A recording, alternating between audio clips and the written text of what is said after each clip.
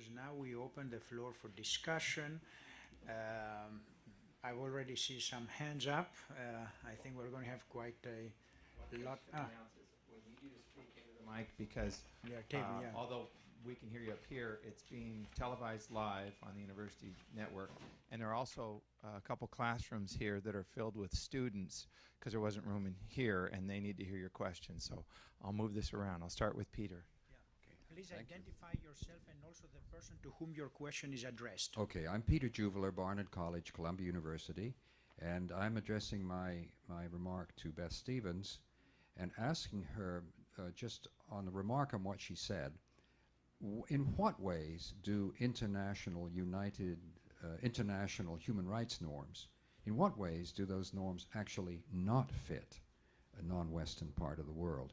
I mean, you hear quite a lot about the imposition of Western interests and norms on the non-Western part of the world, but it would be good to know specifically which particular norms don't fit. And I say this especially because it is sometimes ignored that in the forming of the United Nations Charter, the major powers, Western and non-Western, Russia, particularly Russia, France, the United States, who were permanent members of the Security Council already, they actually did not want the charter, United Nations Charter, to say even the limited amount it says about human rights now. They wanted Dumbarton's version of it.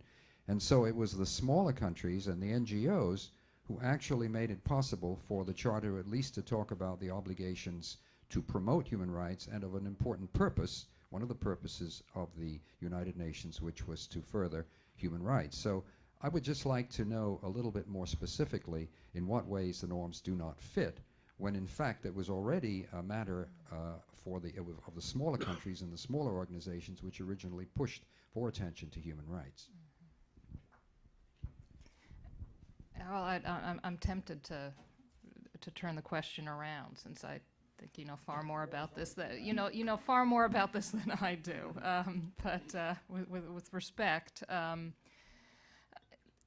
I think there are complaints raised that I find I think raise very controversial issues, and I don't, not some of which I find unpersuasive. I mean, there's a major dispute internationally about the role of religion, about roles of women's rights, and on women's rights certainly in particular, I side with what I perhaps to facility in my talk described as the Western powers, and I reject the claims from other that cultural rights permit violence against women and the oppression of women, and I think it's important to recognize that leaders in countries and cultures around the world don't always speak for all the people of those countries and those societies. But some of the areas in which I think perhaps the Western individualism triumphed in the human rights norms, individual rights over collective rights, and at least in application and perhaps under the dominance of the United States, the subordination of economic and social rights. So I'm taking a narrow view here, addressing the complaints that I find most persuasive, which would be the rights of the poor to recognition of those economic and social rights, which are incorporated and mentioned, but as aspirations, as long-term goals, and as rights that have gotten less attention internationally. And I'm pleased to see that you seem to agree, since, as I say, I consider... Oh, thank you. Okay. Yes. My name is Mel Edelstein. I'm a member of the History Department of William Penn University, and my specialty is the French Revolution. I just want to say I've been struck by a number of themes developed last night by Mary Robinson and by the conference. The demand for accountability, the notion that globalization is not just economic and markets, but values, norms, and particularly human rights. And this morning, the idea of the historical perspective. So I'm going to try to unite them and then ask a question that probably doesn't have an answer. Okay, when I look at the history of human rights in the modern world, one has to go back to 3 countries: England in 1689, France and the United States in 1789. And in all 3 cases, the various bills and declarations of rights were developed out of a revolution. And without necessarily being a Marxist, you'll see where this is going to go, those countries that didn't have a revolution didn't develop a tradition of human rights. And in terms of accountability, it seems to me that in the United States, the method of accountability is the Supreme Court.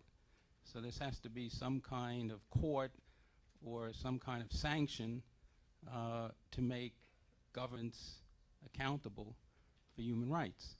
And so my question is it possible to have accountability in human rights today and in the near future without either having revolutions in many of the countries of the world or without establishing some kind of world court that would, in effect, be something like the Supreme Court in the United States?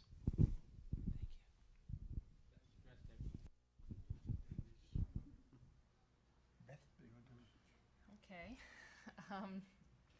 Well, I think I'll pass on the can it be done without a revolution, and just I think that concept, however, goes directly to one of the fundamental problems with international accountability, which is the fact that the sovereign states, the different nations and governments, are still the key actors on the international stage, and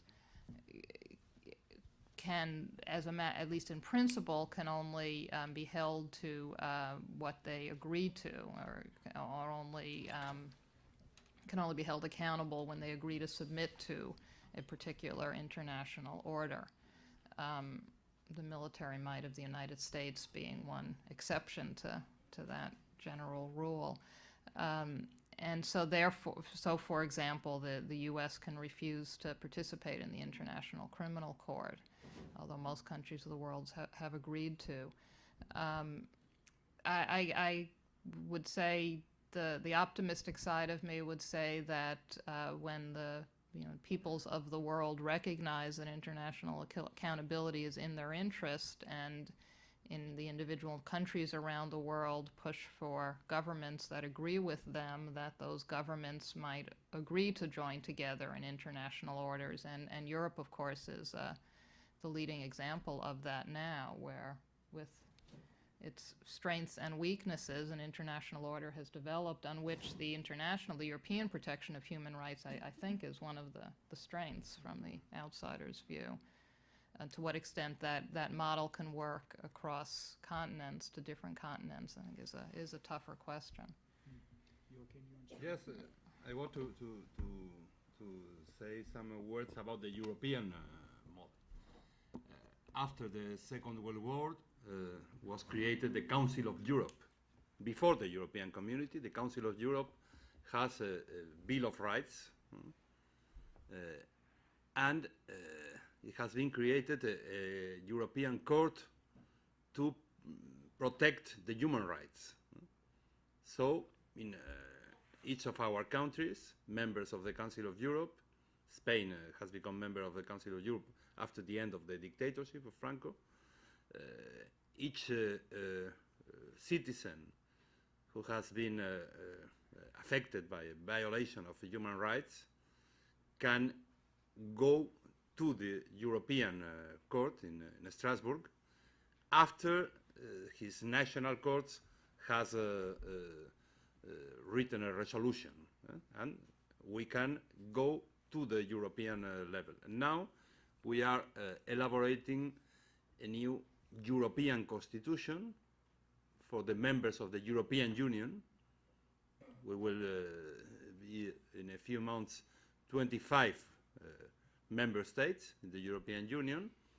In this draft of constitution that we will approve next year, there is a Bill of Rights also, and we can be protected also for the European Court of Justice in Luxembourg. So even if our national sovereignty is not questioned from the broad point of view by the political process of the European integration, I think we are, in the last 50 years, we are walking through a way to share this part of sovereignty in relation with many things, currency and trade policies and other things, but in this specific point of the protection of human rights. And I think it's a very good way to go. And I'm not a utopian, and I know very well the difficulties to spread this sharing of the protection of the human rights all over the world in the present situation. But I think it's necessary to go further this way, not only in Europe, but everywhere. Excuse me, anybody else on the panel who wants to say something? Okay. Yes. Hi, my name is Nadine Cawley, and I'm with William Patterson, and I would love to be able to address all of you, but my particular address is to Mr. Franke. I watched a documentary yesterday about Leasing the Rain. I've been following the events in Bolivia, and one of the situations was Bechtel, an NMC, who promised to offer running water to a certain district and instead raised the prices 200% through different movements, were eventually ousted. I think one of the things that at least brought hope as I sat there and I watched it is listening to you with the current experiment. And I wonder, in situations of the federation of all of these cooperatives, do you anticipate or foresee it being possible to address certain situations like safe drinking water, like education, or in terms of just the literacy of the population? Do you foresee that eventually happening, maybe not where it's currently going on, but maybe in other countries that are suffering under globalization?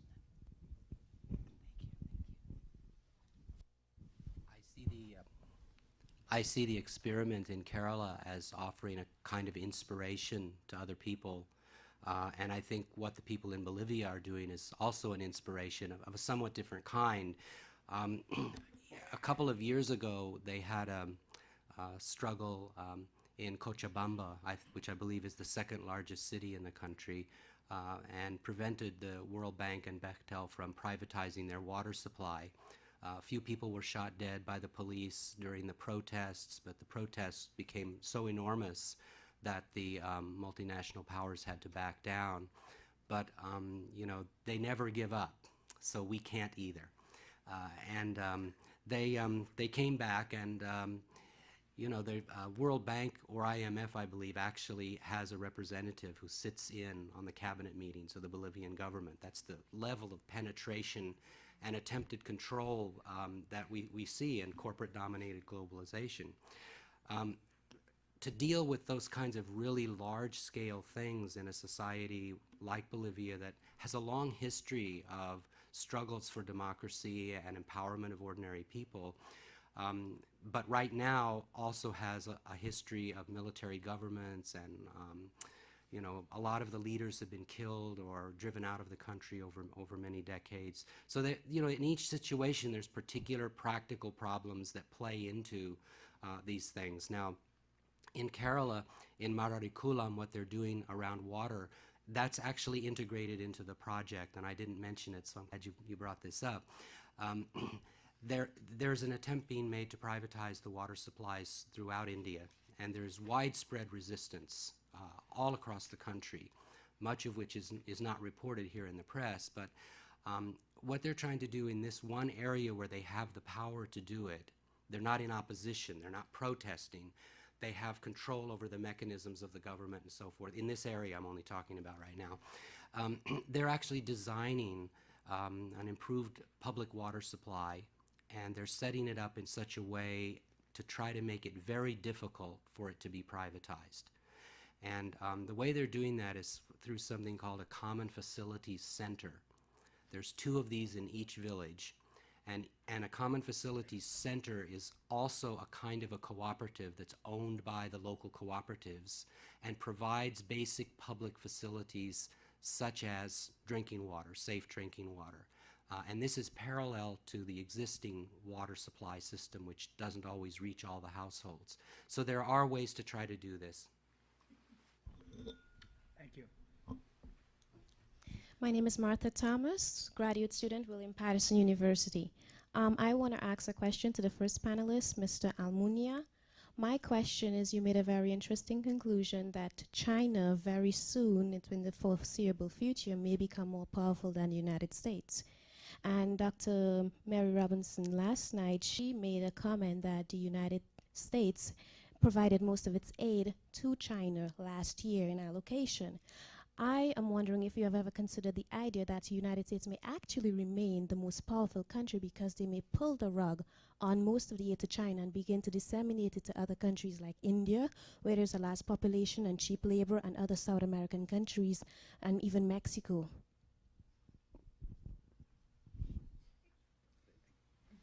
Excuse me, sorry, I couldn't understand which was the question. Excuse me, because my English, as you know, is not perfect. Which was the exact question? Your comment that China may become more powerful than the United States soon, I'm wondering if you have thought about the idea that America may actually retain its power by pulling the rug on the aid to China, which is sustaining China in a large, way today. And a lot of American corporations are sustaining, China, and they may actually pull out of China. Yeah. I think the world will change a lot during this century. Now, today, China is the biggest country in the world. From the population point of view, it's not the main economy in the world. They just became members of the World Trade Organization last year. And the income level of the 80% of the Chinese population is very, very low now. But today, even with these differences of income and wealth, Chinese authorities are buying a percentage of the United States bonds to finance the public deficit in this country. So we live in a very strange, quite a strange world. Huh? So the main communist state, country in the world is financing the public deficit of the main capitalistic power in the world. Huh? Well, what will happen with that? I am convinced that we have to organize at the political level the globalization. We can't stop the globalization of the world. We have to analyze what's happening with this process, which are the opportunities and which are the threats, which are the benefits and which are the dangers, who are winning in this process and who are losing. And I think we are not only from the ethical point of view, from the solidarity point of view, but in our interest as members of the advanced countries of the world, we need to organize this world. And we will have problems. For instance, I've been once in China. They are organizing the economy from the capitalistic point of view, but they are not a democracy. And when you ask to the Chinese authorities, and when you will become a democracy, because as we knew in many other experiences, the market economy is the most efficient one, but not always the market economy will develop a political democracy. Are you thinking, Chinese authorities, to organize your country from the democratic point of view? And they said, well, why? It's very complicated. This country cannot be ruled from the democratic point of view. They said that. So one of the main countries of the world, and in the future, the biggest economy in the world in 50 years is not a democracy and is not thinking to be a democracy. So how the main democracies in the world, how the main groups of democracies in the world, as the European Union, with United States, with other countries, will work during the next years and decades to organize this world from the democratic point of view, from the defense of the human rights, which are not being respected in China, as everybody knows, how we can organize the solidarity to help 80% of the population of the world to increase its welfare, and not to permit the growth of some origins of the violence, of the hate, of terrorism, of misery. I think we have a very big challenge and a very high responsibility as members of the political community of the biggest democracies in the world. And I think I'm worried, but I am not pessimistic. I'm worried, but I'm optimistic. And I think our values, our main values, our deep values, will prevail in this world. But we have to work. Hi, I'm David Bensman from, I'm a historian at Rutgers University from the Department of Labor Studies and Employment Relations. I was wondering if Beth Stevens and Manny Ness could help me understand the paradox that the U.S. has been involved in efforts to promote labor rights, at least going back to the beginning of the 1900s, and human rights and the international rule of law going back to President Wilson and Roosevelt and Carter and Clinton and so on, and yet we haven't ratified the ILO conventions and haven't joined the International Criminal Court. And I'd like some help in understanding why that is. Good question. Who wants to start? Beth, Manny? Sure. Well, I just would like to say that when we say we here, I am not, I think there are different we's in terms of what we believe in, and I think that's a good thing here in this room. At least we can be democratic here, if not in other places. I think, Richard, without question, that the United States has done everything to undermine labor rights, as you are, I'm sure, very well aware of. I talked about the United States because I think it's such a paradox, but we could perhaps examine most countries in the South that have developed sustained labor movements that were and are, in many cases, in the process of transforming the countries and creating higher levels of democracy at the workplace and within society that have, in fact, been destroyed by the U.S. military and undermined by the CIA. And, we can go through the laundry list, Indonesia, Iran, etc. But, more recently, I think it's important to take note of what is happening in South Korea, where the United States is promoting the labor federation that is controlled by the government, that does not support democratic free speech, and is essentially supporting oligarchical labor forces.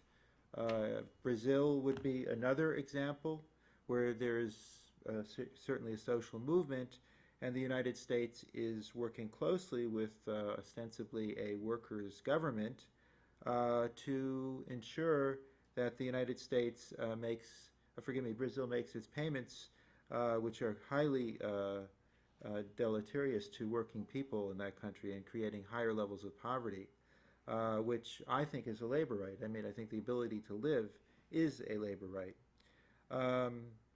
and a human right as well. I'd like to add to that. Well, I'll stop there. In terms of the criminal court, I'm not that up to date on, but I can talk about it, but I won't.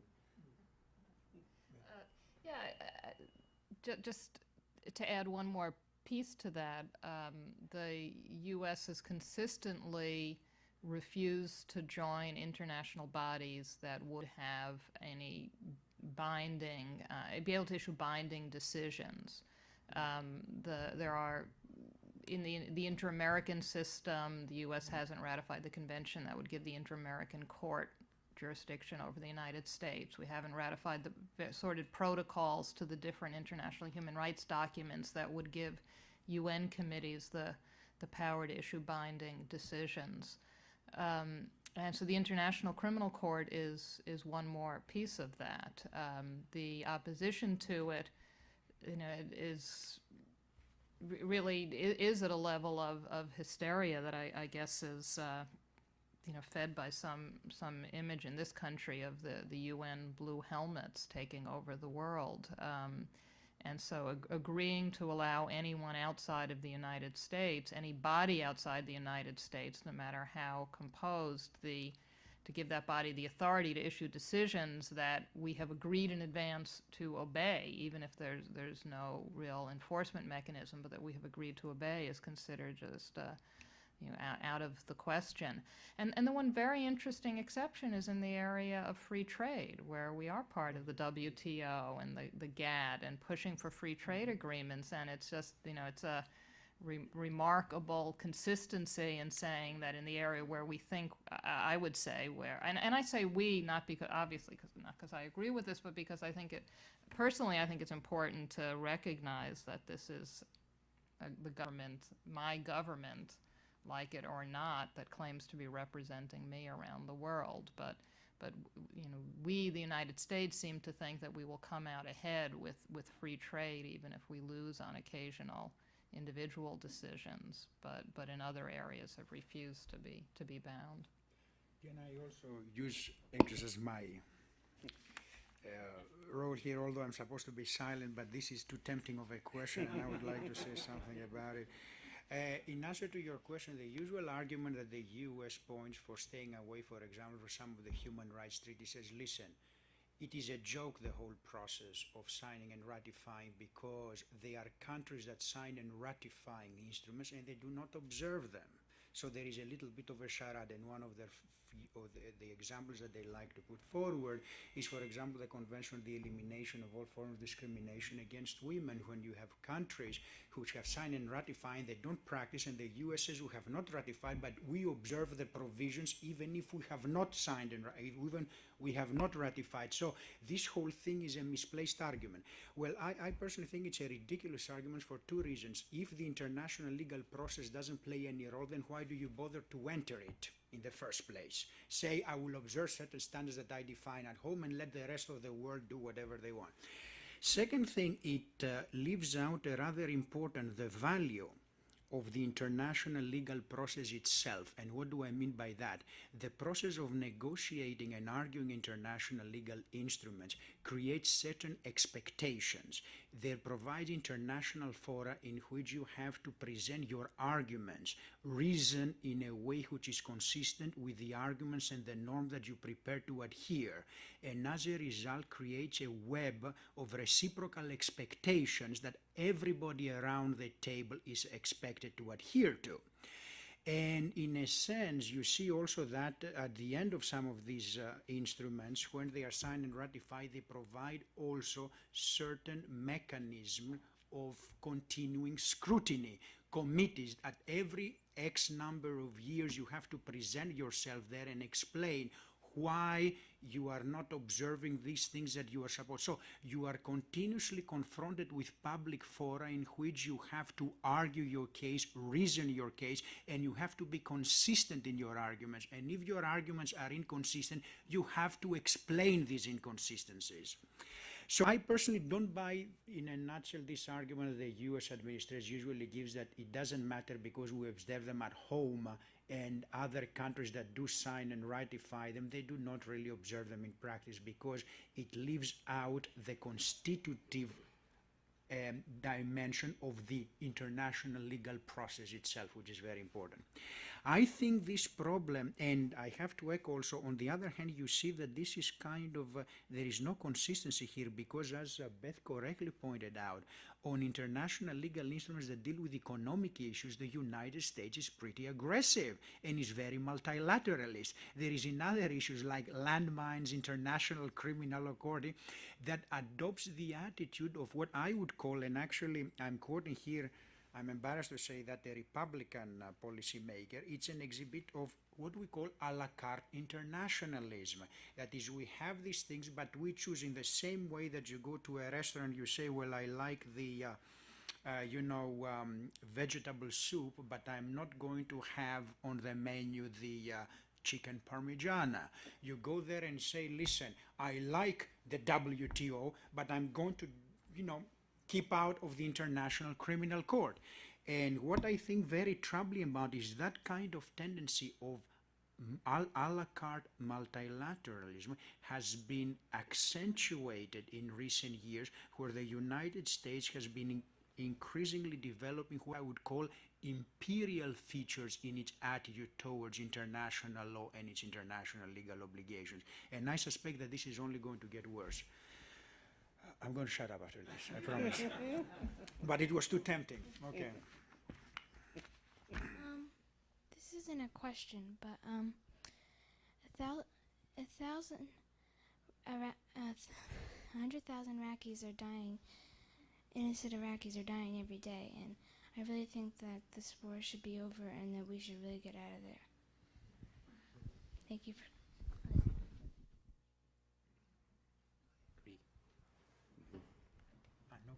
Good morning. My name is Brett Caffey, and I'm a graduate student here.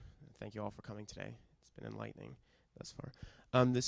The topic today was globalization in a historical perspective, so I'd like to touch on that just a little bit. And my question is for Professor Ness and Professor Stevens, focused. Do you believe that globalization is in fact a result of the inability or desire for the state to control capital? And is this globalization, in the context in which we're discussing it today and all the negative effects it has, is this simply just the next phase in what I would call like a hyper-capitalistic society or a hyper-capitalism, insofar as that it keeps producing these major inequities amongst the global community?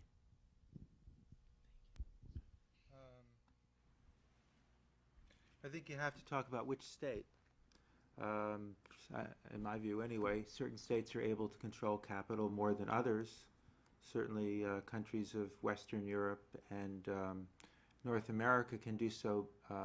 One very good example would be with respect to trade in steel. United States selectively decides, or any other commodity, which products will be open for free trade and which will not.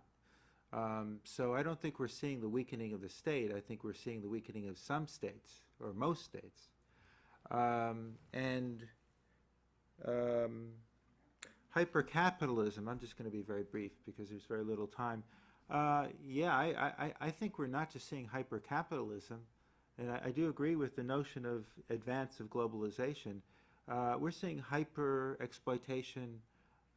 I think in three areas we're seeing very high movements, not just capital, but industry and labor, which is a new phenomenon in my view, that we now have a international or transnational migrant labor force, which, notwithstanding some writers, Sasson and others, do not have rights in their countries, yet they are extremely necessary. That would, obviously one has to make differentiation between European countries, Japan, and the United States, but in the United States they certainly have very little right. My question is for Beth. And let me use one example because I think in terms of my question, I think it cuts across some of the expertise that all of you have brought in today. The example that comes to mind is we took a deep breath when a woman was exonerated and not stoned to death for having a child out of wedlock. And the reason I use that example because my question relates to those of us that have been indoctrinated in the concept of using cultural relativism as the principle by which we look at others. It seems to me that in order to create the standards and the norms that you were referring to, that the world needs to have a collective moral consciousness. And how is it that you create a collective moral consciousness when indeed sometimes that collective consciousness might come to clash either with religious or political beliefs or things that are actually have been ingrained within the culture? And I think that's probably the greatest challenge that we have in terms of globalization. I mean, my initial comment is just to say that I agree, and there are no simple answers. And you know, I started off on the more glass half empty tone of my talk, in part because I was following up on the comment about the increase in nationalism and what appears to be an increasing defensiveness of local values and control, protectiveness that has been the response to globalization in some parts of the world. And you know, to the extent that I have thoughts on an answer, it would be that a focus and in some ways the talk about local cooperatives and local empowerment is very relevant. That to the extent that around the world, individual people and communities are empowered in ways that break down the isolation and oppression of sectors of those society.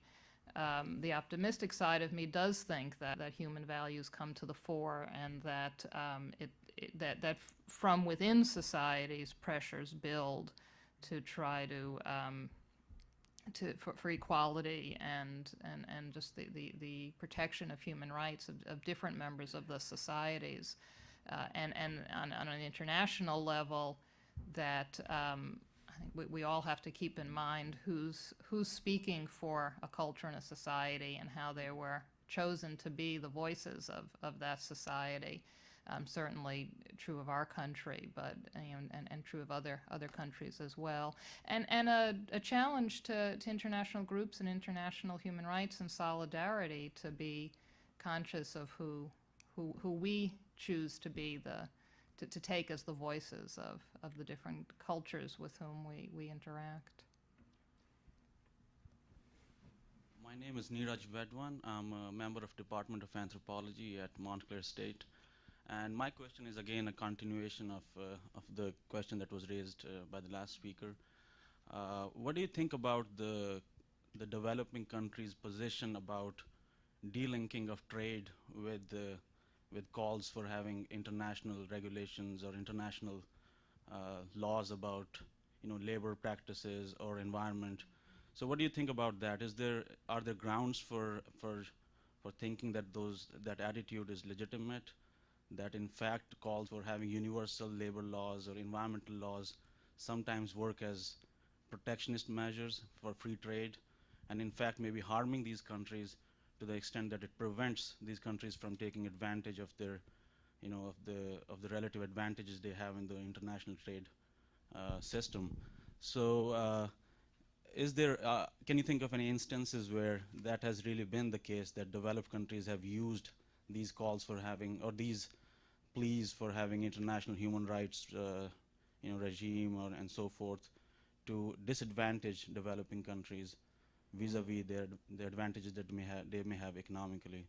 So should we go for delinking of free trade with these other sort of non-tariff barriers, as they're sometimes termed, or it should be part and parcel of the globalization that is being that has been happening under the rubric of WTO and similar organizations. Thank you. You want to go? No, go ahead. I don't know. I'm going to bring up the term class, social class, and I think that we really have to recognize which classes will benefit from the establishment of restraint of trade on the basis of human rights violations, etc.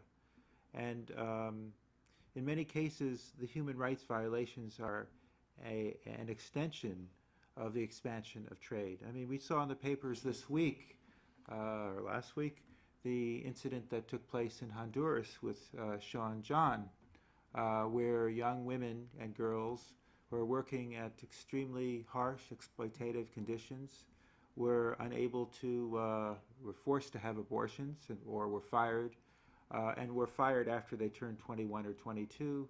There are so many other examples throughout the world, in Thailand and Southeast Asia, of these same kinds of examples, and in the United States. I mean, there are free trade zones in the Southwest that allow U.S. and NAFTA and so forth, that allow U.S. companies to go into Mexico right on the border, people who go past the Rio Grande, to reduce standards. The Duro, I guess got pushed to the back burner, the example of the Duro Bag Company right outside of Reynosa, Mexico, and McAllen, Texas, where workers went on strike, just to make sure that they would have bathroom breaks, to make sure that they would have the same kind of treatment with respect to women's rights of self-reproduction, and so forth. So I see many of the major human rights violations within these trade agreements that do not have stipulations and accords that could be put forward by the WTO. And certainly there are other examples, but that's just one piece, I think, that should be noted. That's just one small piece.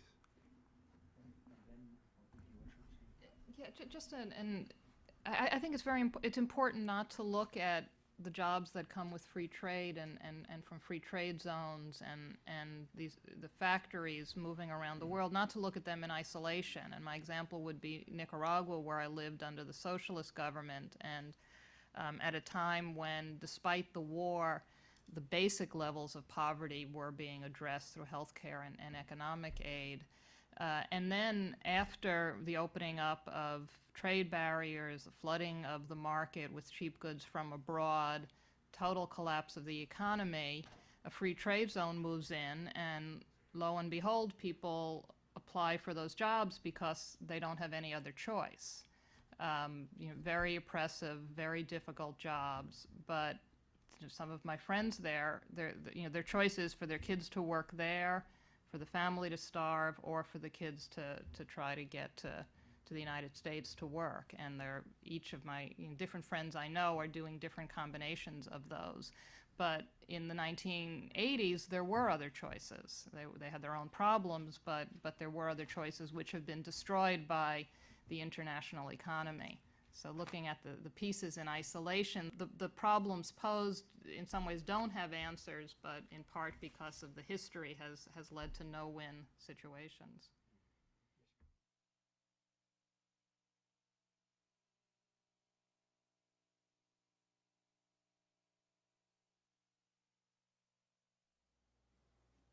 Good afternoon. My name is John Mason, and it's my great pleasure to introduce Jan Kavan, who's an old friend, and there's a long story to explain how he's gone from London to Prague to finally end up here in Wayne, and maybe we'll touch on a few highlights of that. Jan has come back to New York yesterday, which he just left a month ago, because for the last year he was the president of the UN General Assembly, 57th session. As the Czech Republic's Minister for Foreign Affairs, of course. He's well known on the international stage, but he was well known before that. Born in 1946 in London, Jan's family returned to then Czechoslovakian Republic, where he was a student. He was active in the student opposition to the 1968 Warsaw Pact invasion of the Czechoslovakian Republic that put an end to the Prague Spring in 1968. And he was placed on a communist blacklist along with many other members of the democratic opposition. He then spent the next 20 years in London, where he was a charter member of Charter 77, which was a very important dissident organization in Eastern Europe, but also played a very important role as a founding member of the Pollock Press. And the Pollock Press was a publishing house that specialized in giving a voice to dissident writers in not only Czechoslovakia but across Eastern Europe who were still living in Eastern Europe. It was not only a matter of giving them a voice in the West, it was also a matter of allowing writers and dissident intellectuals and activists in different countries in the Warsaw Pact to get into contact with each other. So as Jan pointed out to me at lunch, this informal coordination among Eastern European dissidents more or less laid the foundation for the Visegrad group that emerged after the fall of the communist countries, communist regimes in 89 and 90. Returning to Prague in 1990, he joined the Civic Forum, but fairly shortly thereafter, he joined the Czech Social Democratic Party, which is, of course, a member of the Socialist International and is the governing party in the Czech Republic today. He was a representative of the Czech Social Democratic Party to the Socialist International and was made the vice chair of the Socialist International shortly thereafter. So in addition to his role at the UN, Jan has been an active participant in the Socialist International, which is an association that most of us don't know very much about, but it brings together some 150, 200 democratic parties from around the world. And in Europe, it played a crucial role in helping further the process of the reintegration of Central and Eastern Europe into the European Union. I don't think that's going to be his topic for today. The subject that Jan wants to discuss with you is the UN and globalization. So it gives me great pleasure to welcome Jan Kavan here to William Paterson. Thank you.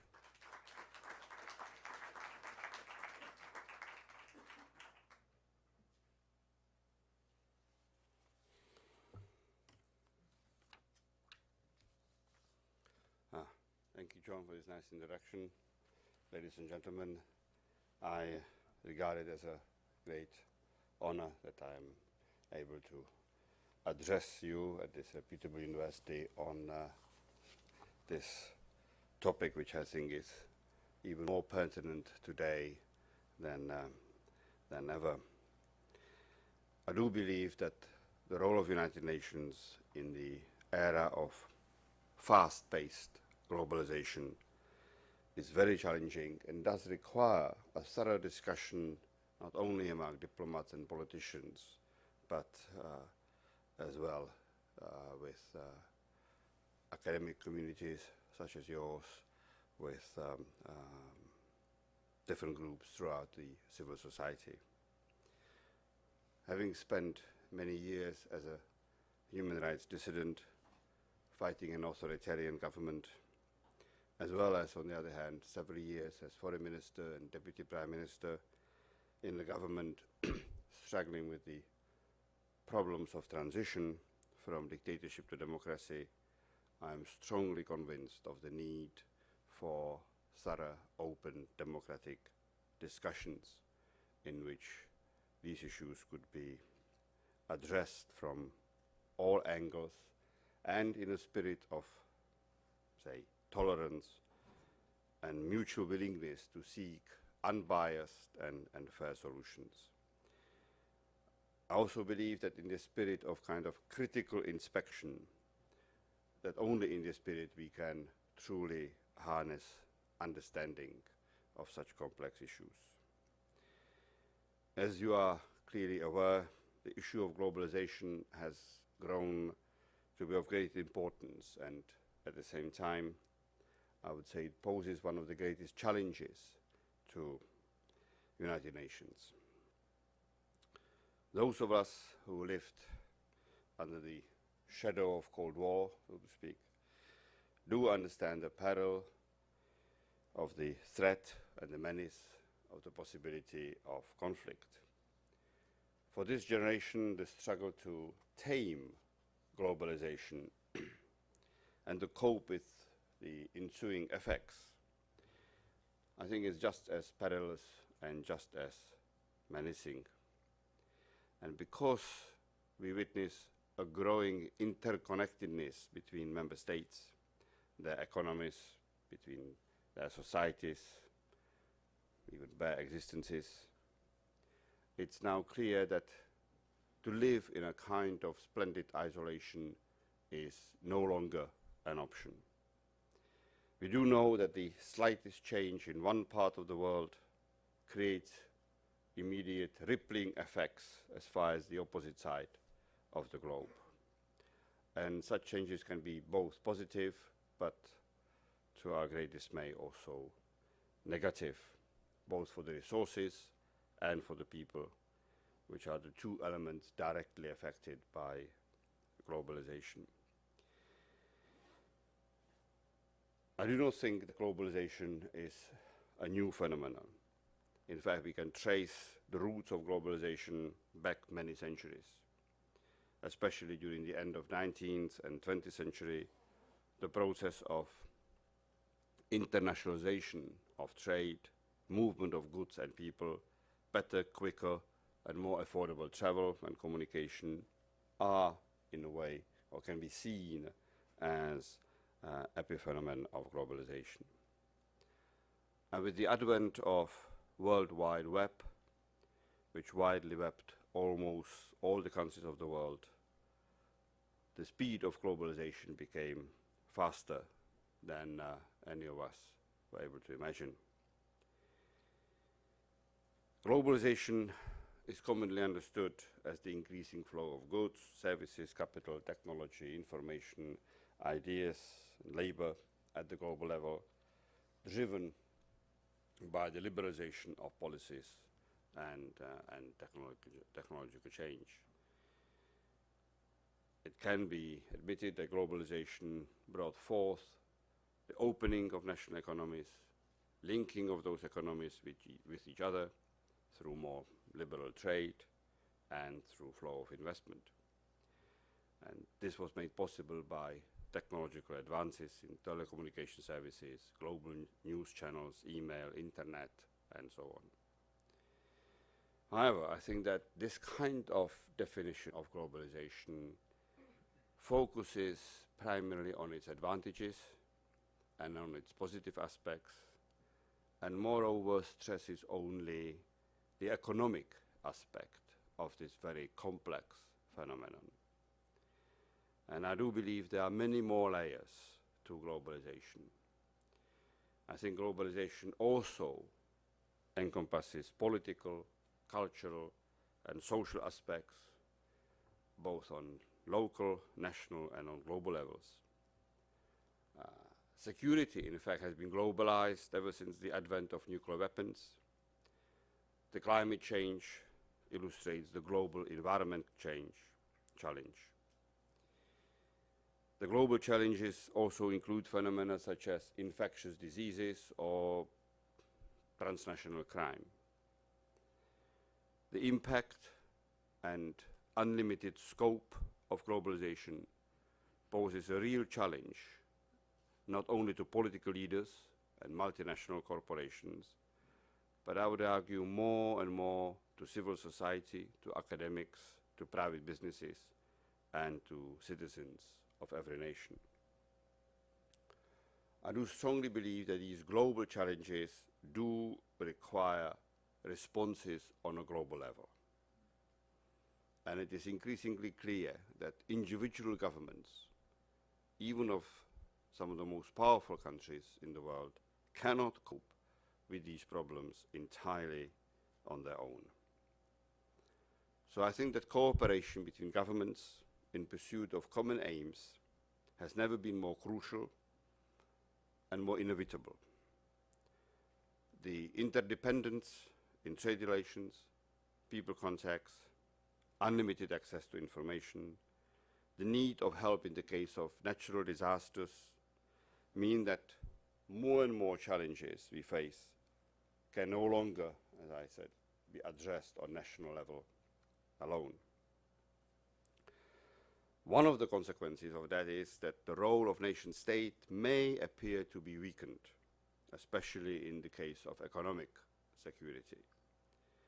However, I do not think that the role of a state or of a government is in any real terms diminishing, or that globalization prescribes or requires that the role of nation state should weaken. On the other hand, I believe that only well-organized and strong states can fully benefit from the possibilities that globalization offers. And in the same manner, I would argue that weak states, or for weak states, globalization introduces, in addition to substantial economic and social burden, other very difficult to overcome challenges, such as internal security, illicit trade with natural resources, uncontrolled flow of weapons, uncontrolled flow of drugs, and so on and so on. So, ladies and gentlemen, I am prepared to acknowledge that globalization does represent a great opportunity for the human race. However, at the same time, I would argue that it's clear that today globalization, or benefits of globalization, are far from being equitably shared among those involved in the globalization or affected by it. Some parts of the world are clearly getting richer and more advanced, while others are falling further and further behind. The gap between developed and developing countries has not shrunk or even remained constant. It is, in fact, constantly growing. I think that globalization, at least in its current terms, is almost certainly unsustainable. Some representatives of the developed countries place a significant part of blame when this is discussed, and I refer to my own experience during last year in the United Nations. Some diplomats representing developed countries blamed the developing countries. They argued that the developing countries have not properly put in place legal, regulatory, or governance frameworks, that they were not able to create reliable, investment-friendly climates, that they didn't fully respect human rights, and they didn't introduce democracy of the type which is regarded as the best, for example, in this country. At the same time, it has to be admitted that the industrialized countries have, to a great extent, failed to fulfill obligations introduced and generated by globalization. Their markets remain largely closed to many products from developing countries. They use tariffs, quotas, subsidies to their own products, and other barriers to substantially bar the access of the products from developing countries to their markets, and that applies to the United States as well. I think it is in fact hypocritical to preach free trade and liberalization and insist that developing countries take down their trade barriers to the goods produced by the rich countries, while at the same time the developed world even strengthens its own barriers. A major barrier is erected by the ever-increasing agricultural subsidies, which applies both to the European Union as well as to the United States.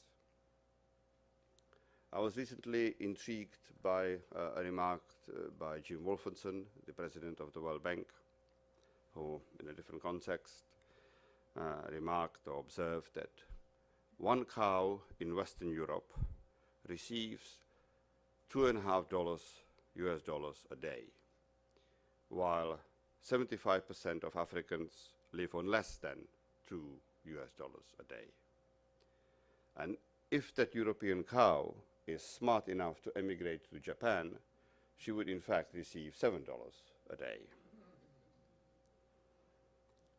We should remind ourselves that in fact 60% of the world income is now earned by 1 billion people living in industrialized countries, while more than half of the world population has an income of less than $2 a day, and more than 1 billion people live below the poverty line, that is, they have to survive on less than $1 a day. So I think it's obvious that globalization has not been inclusive, despite the fact that the word global means that everyone is included, is somehow in. Therefore, I think it is inaccurate to hail the successes or benefits of globalization and at the same time turn a blind eye to its less savory impacts. The debt relief has not been fast enough and generous enough to help the economies of the least developed countries, in spite of the fact that many of them have made very painful, great efforts to adjust their policies. The targeted level of 0.7% of the gross national product of the developed countries for official development assistance, the ODA, has not been met so far by, or rather put it the other way around, has been so far met by very few developed countries. Globalization has impetus for other ills because of open borders, markets, technological advancements such as crime, drug dealing, trafficking in people, and I would even argue terrorism.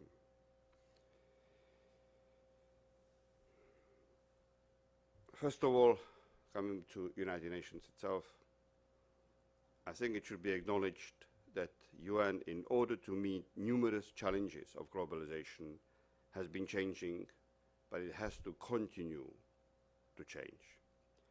And not just the organizational structure and its working methods, but maybe, and maybe above all, the whole philosophy behind its work.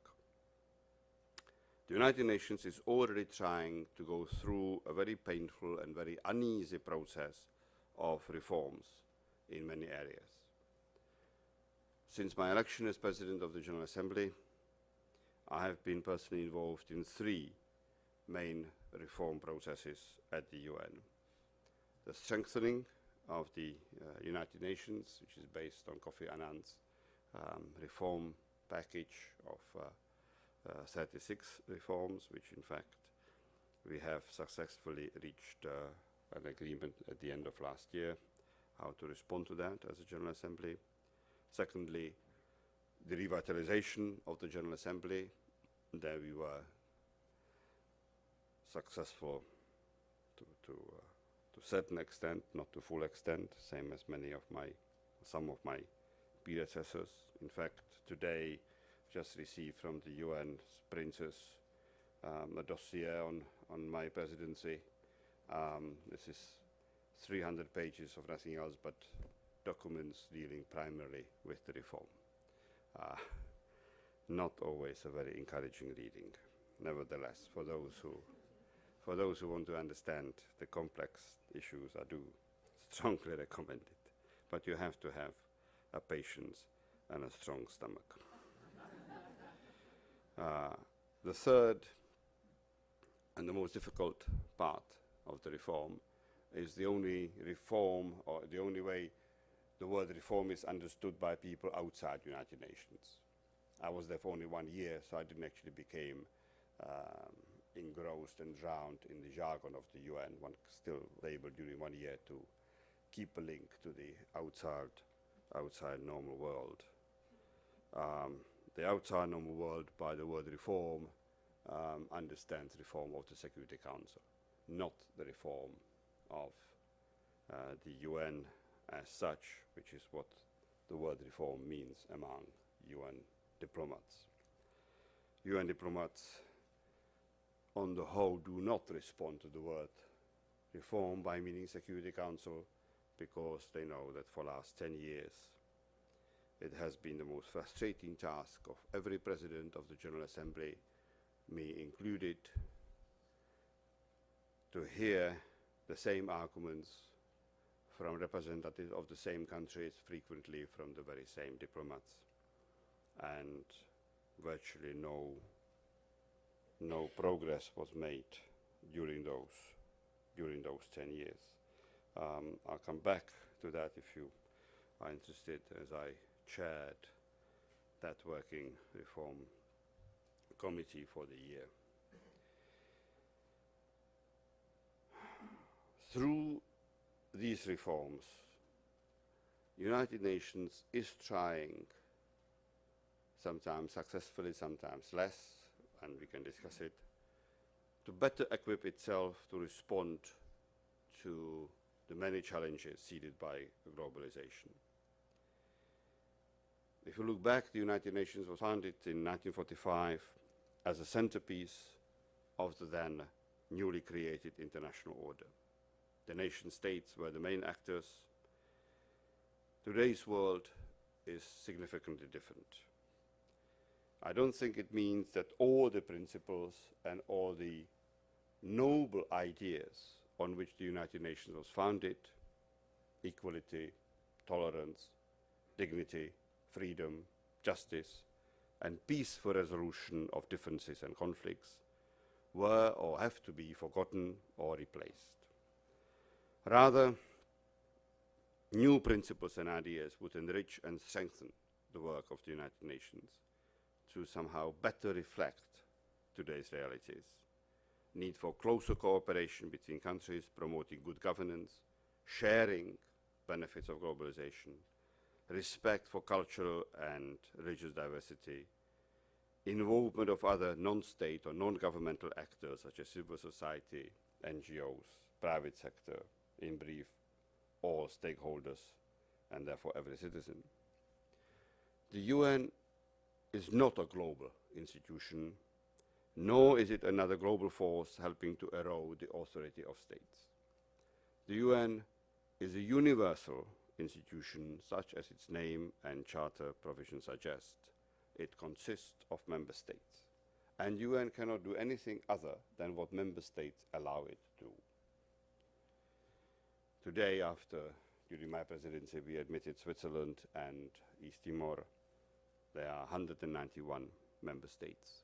There were only 52 at the time when the UN was founded. The UN continues to develop the means to prevent, I would say, fragmentation and marginalization of states and societies. And this can be done through enhanced economic cooperation, through the development of regionalism, and through efforts of democratization of the international environment.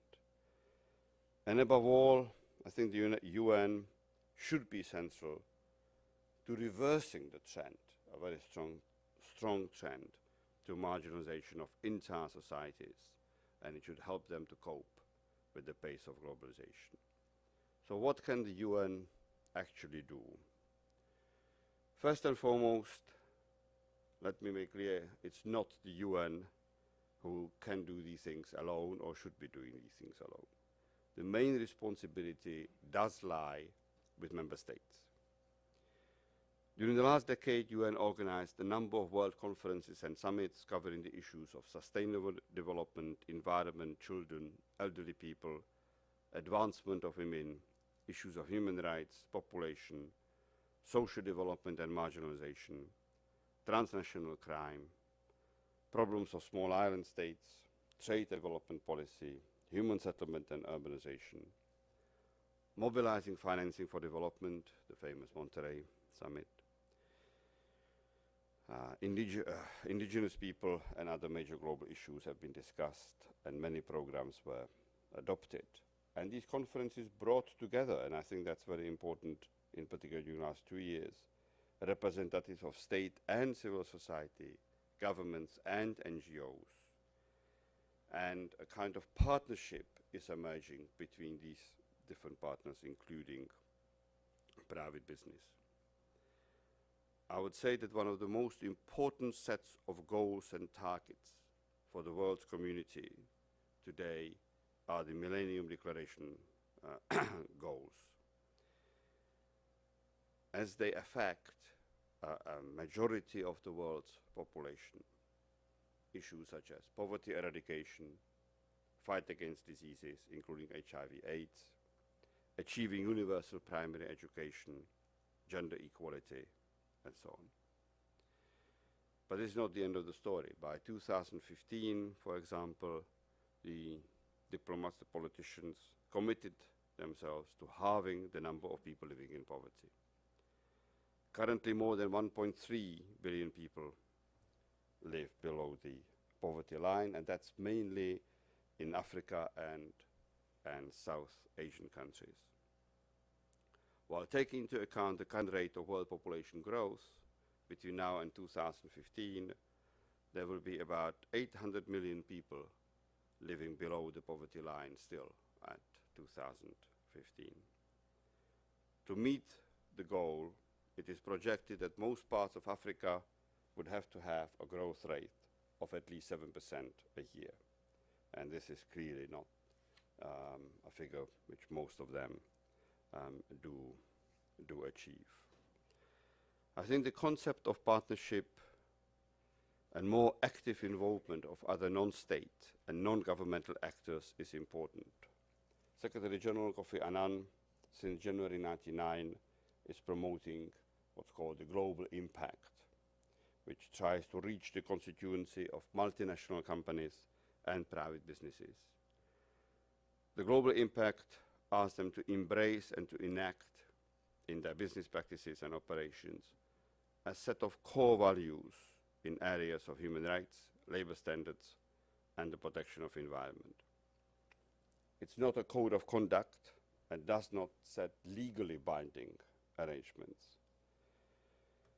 And what gives more value, I think, to this initiative is that it is voluntary, designed as a learning forum, and as a platform for showcasing corporate citizenship. The Global Impact has inspired many projects ranging from investment promotion in the least developed countries to human rights promotion in and around workplace. At the moment, it's about 600 leading companies who participate in that initiative, trying to achieve the fact that the global impact should have a real global impact. I do agree with Kofi Annan when he observed that if we cannot make globalization work for all, at the end it will work for none. And I think it's a very uphill struggle to create conditions conducive for long-term realization of the main task ahead of us, which I would define as the need to blunt the sharp edges, the sharp adverse impact of globalization. The UN, you can argue, is not at this moment best equipped to deal with such a task. On the other hand, I would reject the arguments we've heard, especially since early this year or end of last year in connection with the then upcoming war against Iraq, that UN is inefficient or even irrelevant. Just the contrary, I think that the UN role will not diminish, but in this more and more globalized world, its role will become more important, more complex, I would say more legitimate, and definitely more irreplaceable. As far as the reforms are concerned, I do hope that the General Assembly, one day, in the words of the former French representative to the UN, Jean-David Levitt, will become a kind of parliament of the world. As far as the reform of the Security Council is concerned, there I am very skeptical. I, on the whole, do not think that at this moment it's possible to bring about the structural changes which are frequently proposed, structural changes to the existing system, because they would require a change or at least an amendment to the UN Charter. And the 5 permanent members of the UN Security Council, for different reasons, are not willing to consider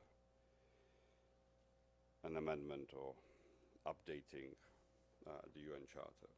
And it is a dangerous operation. Once you open the Pandora's box of updating UN Charter, you will come across a number of states who would wish to change those parts of the Charter which many of us believe are very important and should stay there. How to guarantee that only those who are clearly outdated will be changed is, of course, a difficult task. I do agree with Kofi Annan when he said that the reform is not merely an event, it's a process. It's a process aimed to make the UN stronger, more resilient, and more flexible. And I think as far as the reform of the organization and of the General Assembly, we are going in the right direction. As far as the reform of the Security Council is concerned, I think you will be able to see a success only if a political breakthrough is achieved in the capitals of some of the crucial states. It's not a reform which can be organized, agreed upon, or implemented in the UN building by UN diplomats, and UN should not be blamed for lack of that reform. It is partly on the 5 permanent members because they are not prepared, none of them, to give up, for example, or even consider giving up their right to veto, which in itself, in fact, makes the Security Council not a democratic body, let alone representative body. But it's not just the 5. I give you an example. Everybody agrees that the Security Council should be enlarged, both in terms of permanent members and non-permanent members. Everybody agrees that because we now have 191 member states from all over the world as opposed to over 50, that all continents should be represented. Everybody agrees that the Security Council should be more efficient and more representative. And I think that's about where the agreement stops. Because then you're going to discuss it in more practice. And I give you an example. When informally in the working group I was chairing, we were discussing the possibility of enlarging permanent members by representative from Latin America. Everybody agreed that there should be somebody from Latin America. And everybody agreed that Brazil is probably a country which has a good chance, or quite a number of reasons, to be a serious candidate. That is not possible to explain to politicians of Buenos Aires. If you look at Africa, everybody agreed that South Africa is a leading candidate, maybe Nigeria. The permanent representative, the top diplomat from Cairo, told me only over his dead body. In Asia, probably the most difficult region we had to deal with, everybody agreed that the most populous democracy, India, should be on the Security Council. The ambassador of Pakistan only laughed and said, not possible. Everybody agreed that Japan should be on the Security Council. And I think one of the reasons why not much was done last year is that because my predecessor was from South Korea. And Europe is not any different. Everybody agrees that it's a good thing that Europe is getting more and more integrated, and we can discuss, if you wish to, the pros and cons of that process. And such an integrated Europe should have one voice on the Security Council, in particular if we succeed to actually form, and I'm a strong believer in it, a common foreign and security policy of Europe. I know that this is not very much liked in Washington, D.C., but that's not our problem. However, it's not very easy then to agree on who should be that representative of the European Union. The most likely choice would be Germany, and the diplomats from Rome made it very clear that Italy would never agree to that. And this, of course, leaves aside the small problem of Britain and France, who would be prepared to accept Germany as the sole representative of the European Union, on condition that, of course, it will not touch the right of veto by Britain and France. And we can continue like that. So, this is not something, I can tell you, can be solved within the building in Manhattan. It has to follow a political breakthrough in the capitals. I do know that in the past, such political breakthroughs, which led to the foundations of League of Nations or United Nations respectively, followed 2 major world wars. I do hope that the international community is far saner today, that it doesn't need such a catalyst, and that the international community is at least clearly aware of the need to change and doesn't need any more reminders than the ones we have already encountered. But that is easier said than done. And I will finish on, as I hope that you will at least discuss the role of the UN, by warning that it's very easy to criticize UN, and I was told that this is a very especially easy and especially required game in the United States, where politicians make political points by attacking United Nations. I do not think that if we succeed to get rid of United Nations, in fact, I'm convinced that in such a situation, one would have to find a way of very quickly replacing it with something similar. And therefore, I do believe that it's easier to think in terms of reform. One shouldn't have any illusions. The best way of not being disillusioned is not to have any illusions. And as I came across, in fact, a number of US journalists who reminded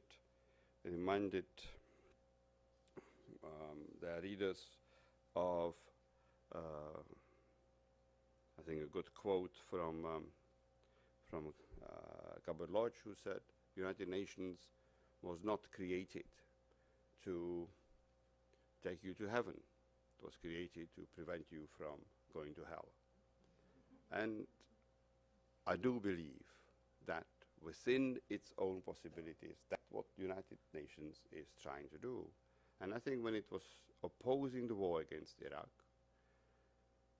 it was trying to meet obligations which stemmed from the UN Charter. And I remind you of the preamble where it says United Nations was set up to prevent the succeeding generations from the scourge of war. And I think that's precisely what the UN was trying to do. It wasn't successful, but I don't think that it was for lack of trying. And this leads me to the last subject, but I may leave it to questions. And that is the relations between the UN and the most powerful country in the world, the US.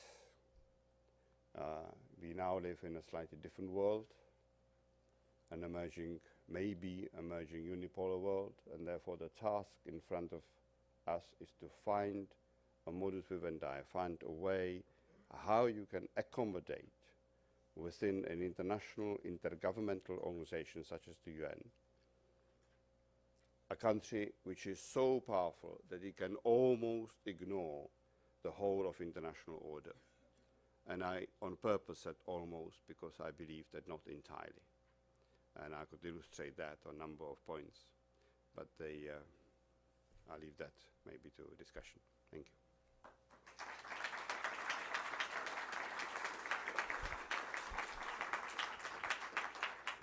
We do have a little time for questions, if there are questions from the floor. I think we were just challenged to ask a question, actually. Thank you for coming. I'm Jennifer Higgins. I'm a student at William Patterson University, and because clearly the United States broke multiple international laws recently, more than usual, do you think there's any chance of this being brought up in, obviously not the Security Council, but maybe the General Assembly, or being addressed in ICJ, even though we're not a member, of punishing the United States in any way, shape, or form, or at least making a General Assembly resolution admonishing it completely? Is there any chance? That's a fairly direct question. Not very diplomatic one. Not quite sure if I understood the question, because there seem to be several questions rolled into one. Resolutions in the General Assembly, as you know, are not binding. And they are decided by majority, and every state has a vote, irrespective if it's United States or if it's Tuvalu, Vanuatu, or any of the small island states. And there are several resolutions passed by United Nations Assembly which were critical of United States, passed by huge majority. Same as by similar majority resolutions were passed against Israel, where always the four countries vote against that: United States, Israel, Marshall Islands, and one more, Micronesia, Federation of Micronesia. Yes, this powerful combination votes consistently in that way. Similarly, sanctions, policy of sanctions have been condemned by UN resolutions many times, including sanctions imposed on Cuba. But as I said, they are not binding, and General Assembly has no other force at its disposal than moral force. You mentioned ICJ. That's a very different thing. It was explained to me when I started this job as President of the UN General Assembly. It was explained to me by politicians in Washington, D.C., that I have to understand that the United States was in fact created, was founded in order to safeguard Americans from any influence from foreigners. And it was explained to me that this is what, in fact, the Declaration of Independence is about: to be independent of any foreign influences. And it's not on foreign governments, institutions, organizations, tribunals, courts, conventions, agreements to tell the Americans what they should do, because you Americans know better. And this applies not just to International Criminal Court, but it applies to Convention on the Treatment of Children. And it was explained to me that, of course, in America you know best how to bring up children. You don't need an international convention to tell you how to do so. And to my question, if the way you treat children corresponds to the convention, in fact it's far better than what the convention demands, what's the problem of signing it? The problem is the principle, is the philosophy, not to be obliged, constrained by international organizations. Same applies to Convention Against Torture, and so on and so on. And as you know, the United States is deadly opposed to ratifying the status of International Criminal Court, something I spent a whole year arguing as well in the UN, because part of the resolution which we did finally pass, which I regard as one of the successes of my presidency, which was a resolution on the prevention of armed conflict, we wanted to mention there a recourse to the ICC, which the United States opposed throughout that year, but at the end, at least, they agreed to compromise, that is, that the ICC is mentioned there. But again, the argument is not to allow US soldiers to be tried by foreign court. And I would argue that, and this sounds very reasonable, many countries don't want their citizens to be tried by foreign courts. The one thing one should remind ourselves that this only happens if those citizens who committed crimes are not tried by their own courts. In a working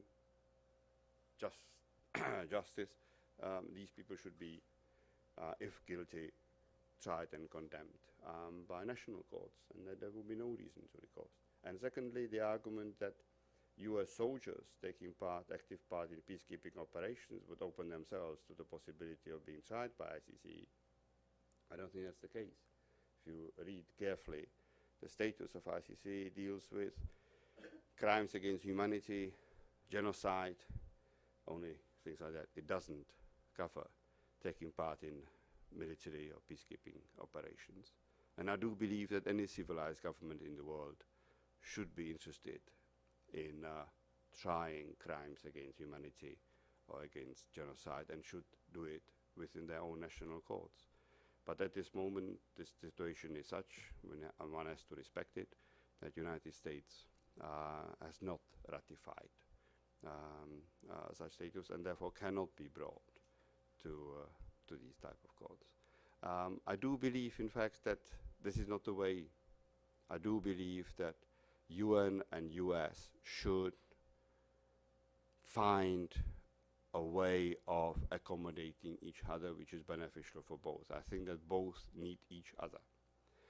US is the greatest financial contributor to the UN, at the moment paying 22% of its entire budget. But in fact, I remind you, Japan pays 19.6, which is only slightly below. US has all the privileges and powers in the UN. Japan has none. And Japan finances a lot of development programs which are crucial to the UN's fight against poverty, for the implementation of Millennium goals, etc. But I do believe that one has to accommodate, and we need an open discussion about the ways such a huge power can be accommodated within an international organization. And as you see, United States also needs UN, because it's still the only legitimate body in the world which can legitimize conquest, legitimize military actions, legitimize wars, legitimize all kinds of policy decisions which at the moment still are free of such legitimacy. Thank Jan for that response. I finally understand the sense of that bumper sticker, the power of pride. Okay, we have time for one more question. GT in the back.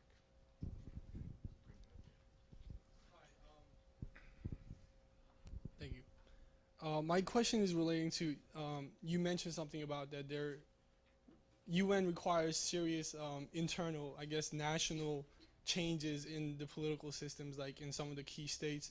And it seems like some of the rifts that you mentioned, between India or Pakistan or between whatever countries, it seems like nationalism is still the idea that dominates our societies. If it's not nationalism, then it's some kind of bilateral agreements between countries or even regional ones such as European Union. And it seems like United Nations is not something that the citizens of the world, it's not familiar to them, it's not something immediate to them. And I was wondering what you thought about trying to convince the citizens of the world that, and make it immediate to them, that internationalism in many ways supersedes nationalism or bilateral agreements or even continental or regional issues. Thank you. GT. Do we have another hour? No. We have about 5 minutes. If you had an hour, this would be a very good topic, because it is really a complex one. I do agree, as I said during my talk, nation states are here to stay, and they're not really going to get significantly weakened. There are many issues which nation states on their own cannot deal with, and therefore they do cooperate with others. In Europe, the integration process leading to European Union is the best example, but you have similar ones elsewhere, Mercosur in Latin America, African Union, etc., etc. And I think intergovernmental, international, universal organizations such as UN should here help to promote such cooperation. In the UN Charter, it says that United Nations is or should be a center for harmonizing the interests of nations. Now, we all have to agree that regrettably this objective has not been able to be fulfilled. The majority of the disputes or the lack of consensus on this or that issue is caused by the clash of national interests of member states. And as I said before, UN can only do when member states allow it, and we do work there primarily on consensus, and therefore a strongly felt national interest which you cannot accommodate prevents that consensus. But I do believe that with the, and they come here to the main topic of globalization, with the ever-increasing globalization, with the ever-increasing interdependence of states, governments, societies, etc., you will find a greater and greater pressure on nation states to find a kind of a working compromise. They will never dissolve or diminish the powers of their governments and parliaments, but there will be a greater and greater pressure to use facilities such as the UN and other international organizations to share, to pool together resources to fight for common aims. But you do need, how would I put it, politicians and diplomats who are both aware of the national interests of their states, but also of the common good of humanity, and politicians and diplomats who are accountable to their people, and if they do begin to behave in a more fanatical, narrow-minded manner, then